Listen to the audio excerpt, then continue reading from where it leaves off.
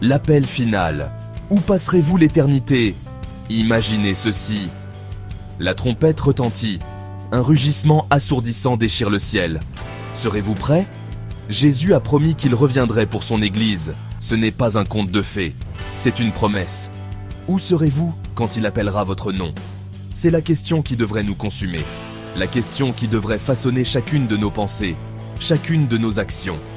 La vie éternelle avec notre Sauveur nous est promise. Mais vivons-nous d'une manière qui reflète ce glorieux avenir? L'horloge tourne, l'heure est grave.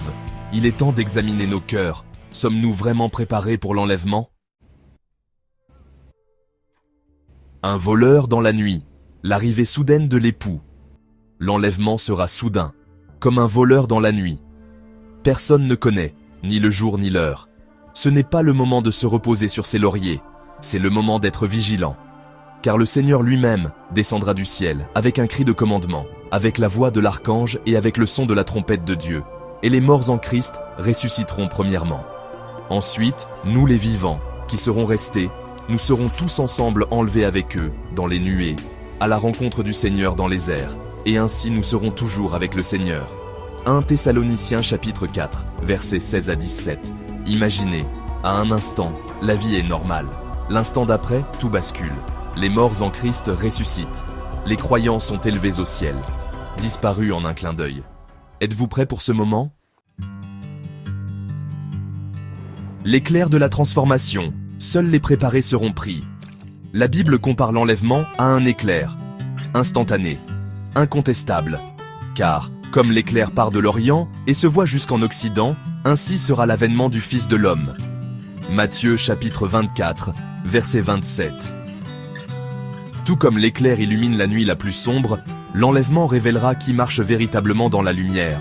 Ce sera un moment de glorieuse transformation pour les croyants et un moment de terrible prise de conscience pour ceux qui resteront. Ceci n'est pas une répétition, c'est la réalité. Section 4. L'huile de la foi. Êtes-vous vraiment prêts pour son retour? Jésus a raconté la parabole des 10 vierges attendant l'époux. 5 étaient sages et avaient apporté de l'huile supplémentaire pour leurs lampes. 5 étaient folles et n'en avaient pas. Seules les vierges sages étaient prêtes quand l'époux est arrivé.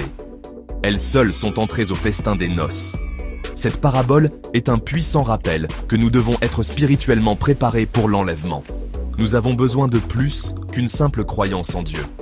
Nous avons besoin d'une foi active, vibrante. Une foi qui brille intensément dans un monde obscur. Avez-vous l'huile de la foi dans votre lampe?